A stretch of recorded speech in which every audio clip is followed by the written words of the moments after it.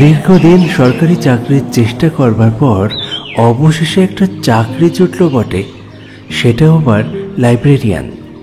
পৃথিবীর সবথেকে বোরিং কাজগুলোর মধ্যে অন্যতম এই কাজ।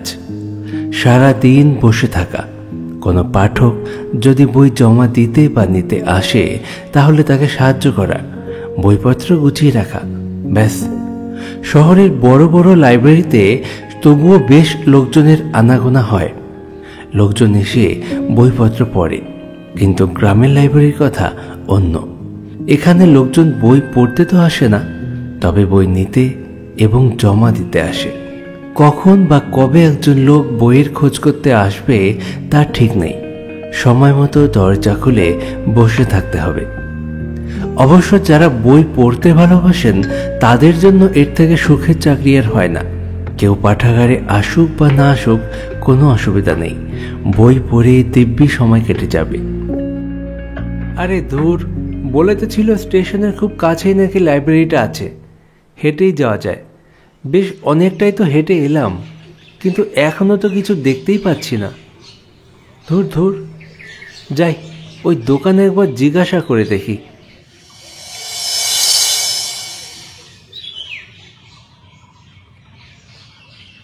আচ্ছা, এখানে ওই লাইব্রেরিটা কোথায় বলতে পারেন?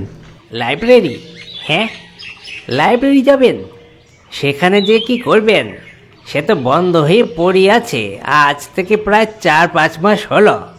হ্যাঁ হ্যাঁ, আরে আমি ওখানেই তো নতুন চাকরি নিয়ে এসেছি, মানে নতুন লাইব্রেরিয়ান আর কি। আর বন্ধ থাকবে না, আজ থেকেই লাইব্রেরি খুলে দেব।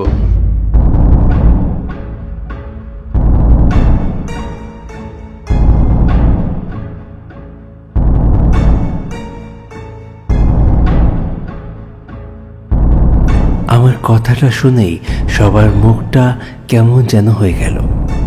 সবাই একে অপরের দিকে তাকাচ্ছে।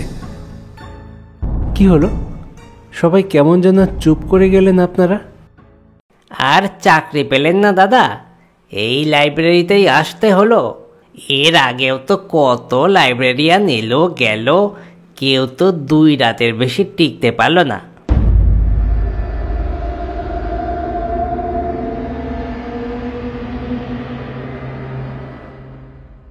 দু রাতের বেশি টিকলো না কেন? কি সমস্যা আছে ওখানে? আরে না না, সমস্যা কিছু নেই। আপনারা হলেন গিয়ে শহরের লোক, গ্রামের লাইব্রেরিতে কি কাজ করতে আর আপনাদের ভালো লাগবে বলুন না?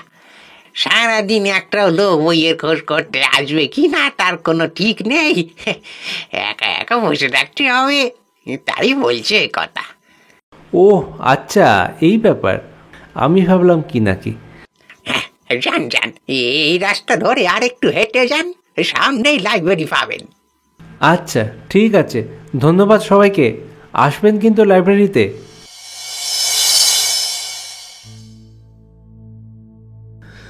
দোকানদার লোকটি মনে হলো আমাকে কিছু একটা বলতে চাইল, কিন্তু ঠিক কি বলতে চাইল সেটা বোঝা গেল না। ওনার কথা থামিয়ে দিল গ্রামের ওই লোকটা।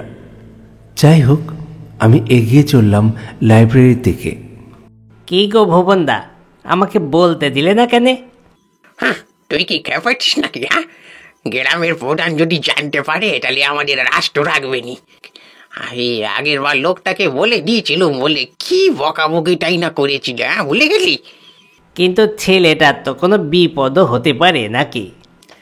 আরে না না, বিপদ আর কি হবে? আগের লোকগুলোর মতো ভয় পেয়ে বড় জোর পালিয়ে যাবে। আমাদের দোষ তো আর হবে না নাকি? আর তাছাড়া আমরা বললেও ও বিশ্বাস করতো না। কি জানি বাপু, ওর কপালে কি আছে। আর একটু এগোতেই আমি পৌঁছে গেলাম সেই লাইব্রেরিতে। গ্রামের পঞ্চায়েত প্রধানের কাছে লাইব্রেরির চাবি রাখা থাকে। তিনি একজন লোক নিয়ে এসে আমাকে চাবি দিয়ে চলে গেলেন এবং সবকিছু বুঝিয়েও দিলেন।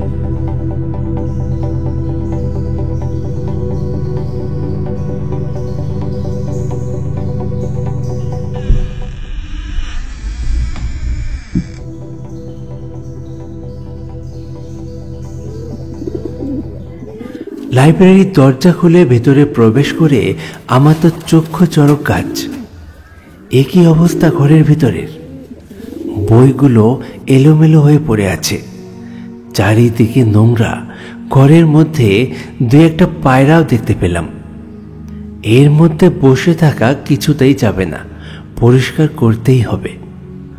পঞ্চায়েত প্রধান বাবুকে বললে পরিষ্কার করবার জন্য কি লোক পাঠাবে?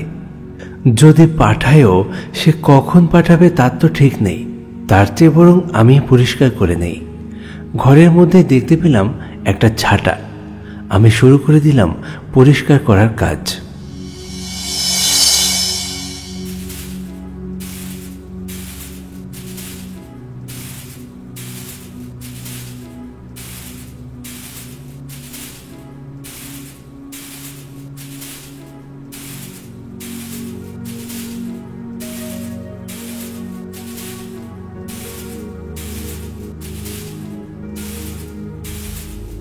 লাইব্রেরির সাথে যুক্ত রয়েছে আরও একটা ছোট্ট ঘর। সেই ঘরে রয়েছে একটা খাটিয়া, আর খাটিয়ার ওপর রয়েছে একটা চাদর। চাদরটা প্রচণ্ড নোংরা আর ভীষণ বাজে গন্ধ। আমি কোনো রকমে চাদরটাকে ধরে বাইরে ফেলে দিই এবং আবার ঘরে যেয়ে পরিষ্কার করা শুরু করে দিই।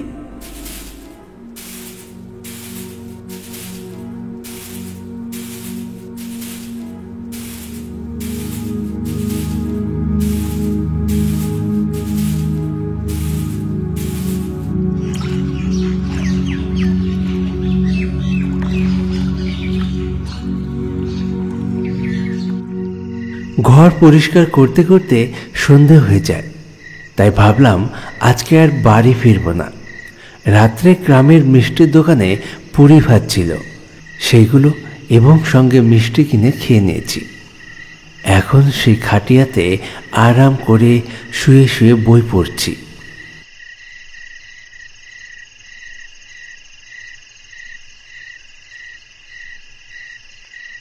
বই পড়তে পড়তে বেশ অনেকটা রাত হয়ে গেল।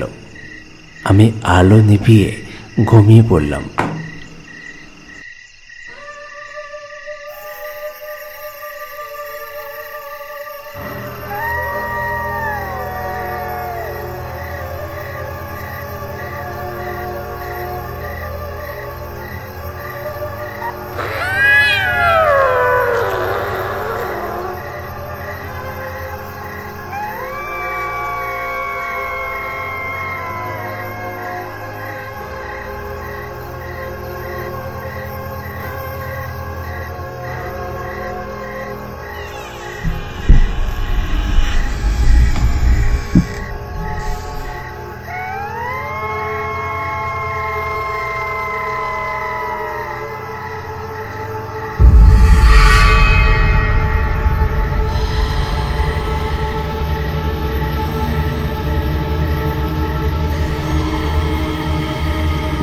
প্রচণ্ড বাজে একটা গন্ধ আসছিল আমার নাকে, ঠিক সেই চাদরের গন্ধটা।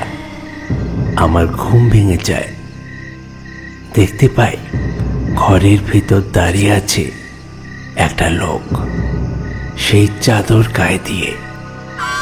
অন্ধকার ঘরে একজন লোককে দেখে আমি ভয়ে চিৎকার করে উঠি।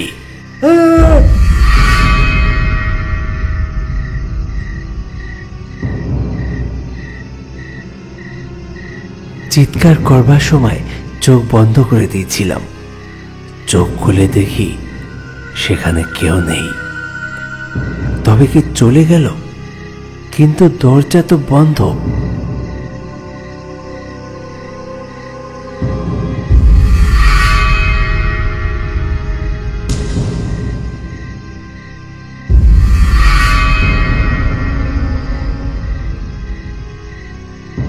জানালার কাচ দিয়ে দেখতে পাই লাইব্রেরি রুমে আলো জ্বলছে। আমি তো আলো নিভিয়ে শুয়েছিলাম, তাহলে এখন আলো জ্বালালো কে? ওই লোকটা। আর লোকটা ঘরে ঢুকলোই বা কি করে? আমি তো দরজা বন্ধ করে শুয়েছিলাম। আমি ভয়ে ভয়ে এগিয়ে যাই লাইব্রেরি রুমের দিকে।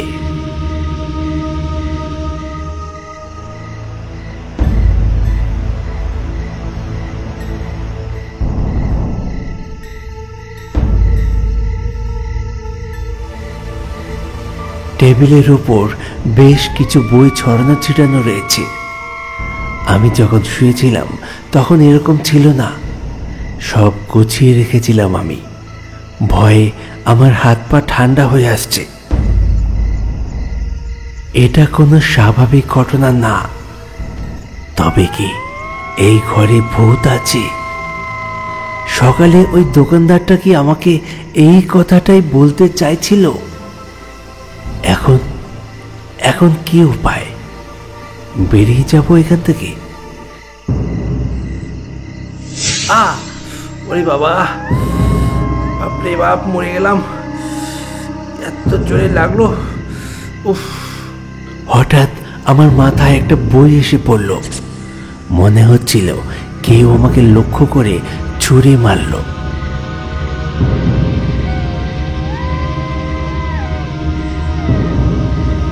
এখানে অবশ্যই কেউ আছে, কোনো ভূতের বাস এই লাইব্রেরিতে। সেই কারণেই এখানে কেউ টিকতে পারে না। আমাকেও পালাতে হবে, আমার জীবন বাঁচাতে হবে। আমি যেমনি ঘুরে দাঁড়িয়েছি, আমার চোখের সামনে দেখতে পেলাম দাঁড়িয়ে আছে সেই লোকটা।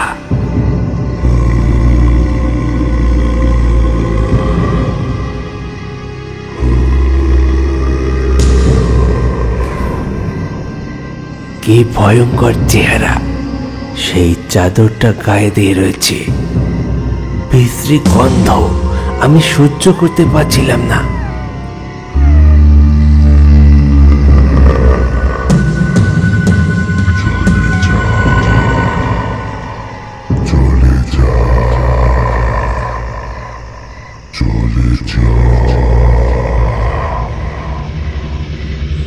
সেই লোকটা মুখে একটা ভয়ঙ্কর শব্দ করছে আর বলছে, চলে যা, চলে যা, চলে যা। বুঝলাম আমি এখানে থাকি সেটাও চাইছে না। আমাকে এখান থেকে পালাতে হবে। আমি দৌড়ে দরজার দিকে চলে যাই। দরজা খোলা দেখে আমি দৌড়ে বেরিয়ে গেলাম।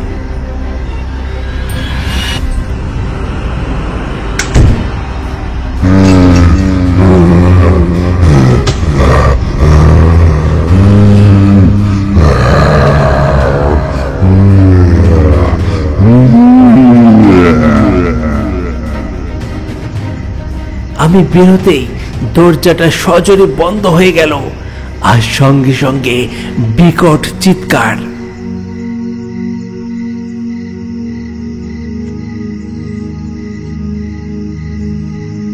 এত রাত্রে আমি কি করব, কোথায় যাব, একথা ভাবছিলাম। আর দেখতে পাই দুজন লোক হাতে লণ্ঠন নিয়ে আমার দিকে এগিয়ে আসছে। আরে আপনারা তো সকালে দেখা হয়েছিল না আপনাদের সাথে? হ্যাঁ হ্যাঁ, ঠিক ধরেছেন, ঠিক ধরেছেন। তা আপনি ঠিক আছেন তো নাকি? হ্যাঁ, ভগবানের অশেষ কৃপা যে আমি এখনো বেঁচে আছি। আপনারা কি সব জানতেন, তাই না? হ্যাঁ, জানতাম বই কি। তাই তো আমরা দুজন এলাম আপনার খোঁজ নিতে। তখন যদি আপনাকে এসব বলতাম আপনি বিশ্বাসও করতেন না, বলতেন ভূত বলে কিছুই হয় না। বেশিরভাগ লোকে তাই বলে। তা অবশ্য ঠিকই বলেছেন। আমার নিজের সাথে এই ঘটনাটা না ঘটলে আমি হয়তো বলতাম এটা বানানো গল্প। কিন্তু ওটা কে বলুন তো, জানেন কিছু? আরে ওই আপনার মতোই একজন লাইব্রেরিয়ান ছিল।